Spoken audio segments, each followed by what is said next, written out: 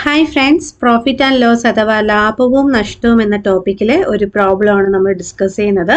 Question ഇതാണ്: ഒരാൾ 18 pencil 15 രൂപയ്ക്ക് വാങ്ങി 10 എണ്ണം 8 രൂപയ്ക്ക് വിറ്റാൽ ലാഭമോ നഷ്ടമോ എത്ര ശതമാനം? ഓക്കെ, അപ്പോൾ ഒരാൾ 18 പെൻസിൽ 15 രൂപയ്ക്ക് വാങ്ങിയിട്ട് അതിൽ 10 എണ്ണം 8 രൂപയ്ക്ക് വിൽക്കുവാണ്. അപ്പം നമുക്ക് ലാഭമാണോ ഉണ്ടായത് നഷ്ടമാണോ ഉണ്ടായത് നമുക്ക് അറിയാൻ പറ്റൂ. ഇപ്പോൾ ഫോർ എക്സാമ്പിൾ ഒരാൾ 18 പെൻസിൽ 15 രൂപയ്ക്ക് വാങ്ങിച്ചിട്ട് 18 പെൻസിൽ തന്നെ ഇത്ര രൂപയ്ക്ക് വിറ്റു എന്ന് പറഞ്ഞാൽ അവിടെ നമുക്ക് മനസ്സിലാക്കാം ലാഭമാണോ ഉണ്ടായത് അതോ നഷ്ടമാണോ എന്ന്.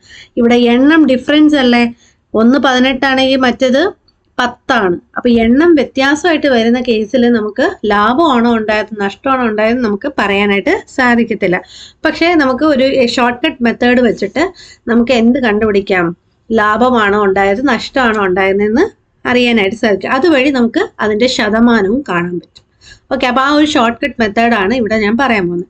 അപ്പോൾ ഇവിടെ എന്താ ചെയ്യേണ്ടതെന്ന് വെച്ചാൽ, ഇവിടെ നിങ്ങൾ നോക്കിക്കഴിഞ്ഞാൽ ഇവിടെ എണ്ണവും വിലയും തമ്മിലുള്ള ഒരു റിലേഷൻ ആണ് ഇവിടെ പറയുന്നത് അല്ലേ. എണ്ണവും വിലയുമാണ് ഇവിടെ പറയുന്ന റിലേഷൻ. അപ്പം നമുക്ക് ആദ്യം എണ്ണം കൊടുക്കാം. എപ്പോഴും എണ്ണം തന്നെ ആദ്യം കൊടുക്കുക. അത് കഴിഞ്ഞിട്ട് അതിൻ്റെ നേരെ എന്ത് കൊടുക്കുക? വില കൊടുക്കുക. ഇവിടെ എണ്ണം നോക്കിക്കേ, എണ്ണം എത്രയാണ്? ആദ്യത്തെ കേസിൽ 18 പെൻസിൽ എന്ന് വെച്ചാൽ 18 എണ്ണം എത്ര രൂപയ്ക്ക് വാങ്ങി? 15 രൂപയ്ക്ക് വാങ്ങി. അപ്പം 18ന്റെ നേരെ എന്ത് കൊടുക്കുക? 15 എന്ന് കൊടുക്കുക. ഇത് വാങ്ങിയതല്ലേ, 18 എണ്ണം 15 രൂപയ്ക്ക് വാങ്ങിയതല്ലേ, അപ്പൊ ഇതിന്റെ നേരെ ഞാൻ വാങ്ങിയ വില എന്ന് കൊടുത്തു. ക്ലിയർ അല്ലേ? ഇത് എളുപ്പമല്ലേ? ഇനി അടുത്തത് അതുപോലെ തന്നെ കൊടുക്കുക. അടുത്ത കേസ് എന്താ? 10 എണ്ണം 8 രൂപയ്ക്ക് വിറ്റു. 10 എണ്ണം എന്ന് പറയുമ്പോൾ എണ്ണത്തിന്റെ അവിടെ 10 എഴുതി. എത്ര രൂപയ്ക്ക് വിറ്റു? 8 രൂപയ്ക്ക് വിറ്റു. അപ്പൊ 8 രൂപ എന്ന് പറയുന്നത് വിറ്റ വിലയല്ലേ, അപ്പൊ അതിന്റെ നേരെ ഞാൻ എന്ത് കൊടുത്തു? വിറ്റ വില എന്ന് കൊടുത്തു. ക്ലിയർ ആയല്ലോ? ഇനി എന്താ ചെയ്യാന്ന് വെച്ചാൽ ക്രോസ് ചെയ്യുക, ക്രോസ് മൾട്ടിപ്ലൈ ചെയ്യുക. ഓക്കെ അല്ലേ? ക്രോസ് മൾട്ടിപ്ലൈ ചെയ്യുക. അപ്പോൾ നോക്കിക്കേ, 18 × 8 18 × 8 എത്രയാണോ അതാണ് വിറ്റ വിലയായിട്ട് കണക്കാക്കേണ്ടത്. 18 × 8 ചെയ്യുമ്പോൾ നിങ്ങൾക്ക് 144 രൂപ എന്ന് കിട്ടും. അപ്പൊ വിറ്റ വില നിങ്ങൾക്ക് കിട്ടി 144. ഇനി വാങ്ങിയ വില അറിയണ്ടേ? അതിനെന്ത് ചെയ്യുക? 10 × 15 ചെയ്യുക. 10 × 15 എത്രയാണ്? 150.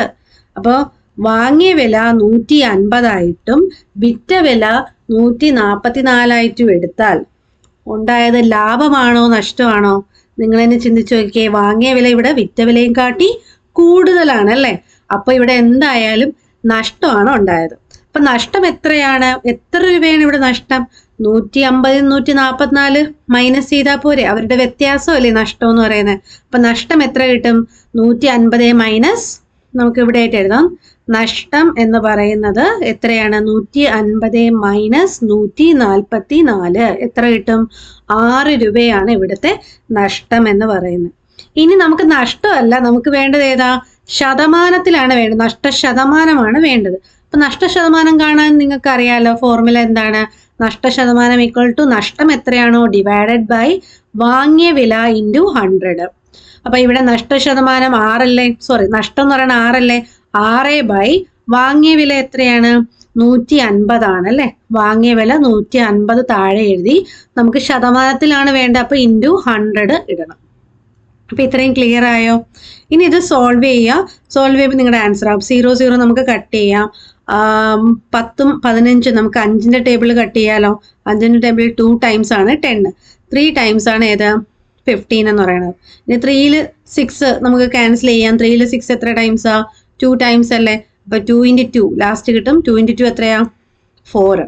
അപ്പൊ അത്രയും ശതമാനം എന്ന് പറഞ്ഞാൽ 4%. ഇവിടെ എന്താണ്? ലാഭമാണോ നഷ്ടമാണോ എന്നും കൂടി നോക്കുക. കാരണം ഓപ്ഷനിൽ അങ്ങനെ സെപ്പറേറ്റ് ആയിട്ട് കൊടുത്തിട്ടുണ്ട്.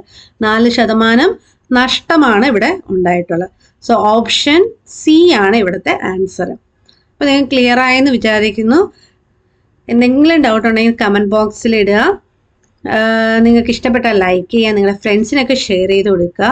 നമ്മുടെ ചാനൽ സബ്സ്ക്രൈബ് ചെയ്യുക. താങ്ക്